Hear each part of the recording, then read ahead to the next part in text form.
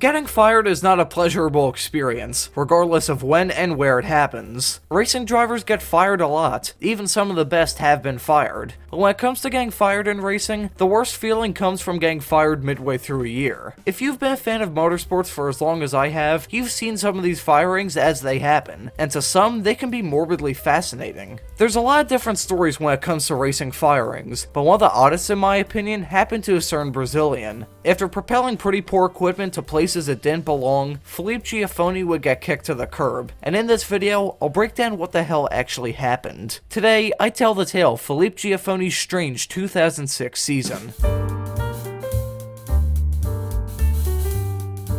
So to understand what would happen in 2006, I feel the need to dive into what happened in 2005. It was that year that saw Felipe only compete in the Indy 500, and that entry was very close to not happening altogether. Scott Mayer was originally on the entry list, driving the number 48 for AJ Foyt. Scott, unlike his stock car racing son Sam Mayer, was not a very good driver. He had actually failed his Indy 500 rookie orientation in his previous attempt at the race in 2003, but certainly won't happen again in 2005. Right? Well, no, as he failed it yet again. Giaffone was shopping at Babies R Us with his wife when AJ Foyt called him over to the track. With 25 minutes left on bump day, Giaffone would bump Arie Luyendyk Jr. out of the field and make the race. Giaffone, who spent most of 2005 in the Brazilian Formula Truck Series, finished the race in 15th from a last place start, and impressed AJ Foyt to the point where he gave him a full-time drive for the team in 2006. Giaffone's IndyCar career had lacked any stability since the middle of 2003, when he got injured and subsequently missed 5 races. Giaffone would replace AJ Foyt IV, who moved to NASCAR in 2006. Hopes were high for the year ahead, but things wouldn't be straightforward.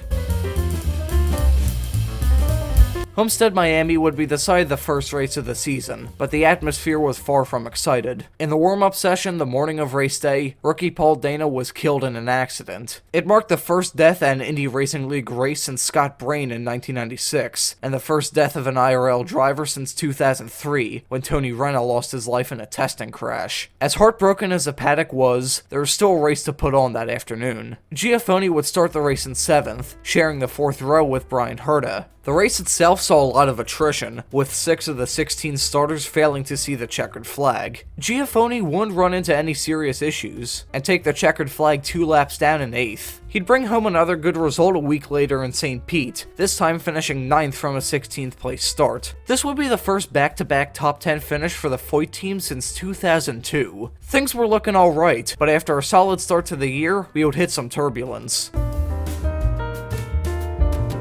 Race number 3 in Motegi on April 22nd, 2006 would be a strange one for Giaffone. He hadn't raced in Motegi since 2003, and his return was a mixed bag. Although he started his season best so far of 9th, the race really didn't go well. He was running 13th 2 laps down when he would hit the outside wall with less than 50 to go. Indy saw another disappointing result, as after starting on the outside of row 7 and 21st, he'd have yet another late crash. The crash would bring the caution out with less than 10 to go, and it kicked off possibly the greatest finish in the history of the Indy 500. Giaffone had a great career, but his crash at Indy was possibly the most influential moment in his career, and that's honestly a shame to me. This stretch of back-to-back crashes would be the low point of the year.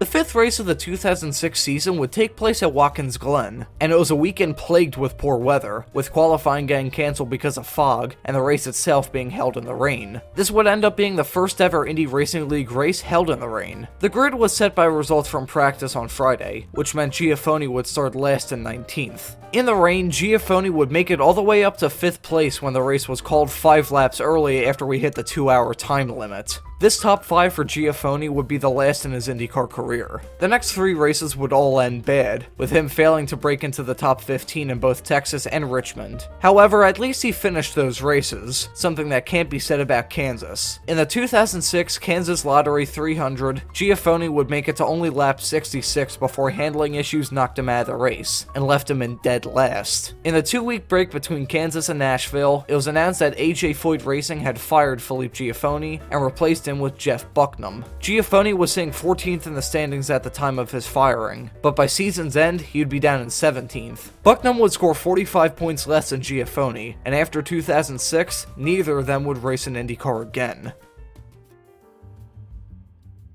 After his IndyCar departure, Giaffone would stick to the Brazilian Formula Truck Series, where he would win 3 championships before hanging up the helmet. Usually when I make these season review videos, they usually fall under 2 categories. The seasons are either bad or good, but Giaffone's 2006 season bucks this trend. I really can't classify this season in one or the other, because while his results on track were decent, he still got fired. I've laid out everything about this year, and now it's your time to decide. Was Felipe Giaffone's 2006 season good or bad? Let me know what you think in the comments. Thank you for watching, and have a great afternoon.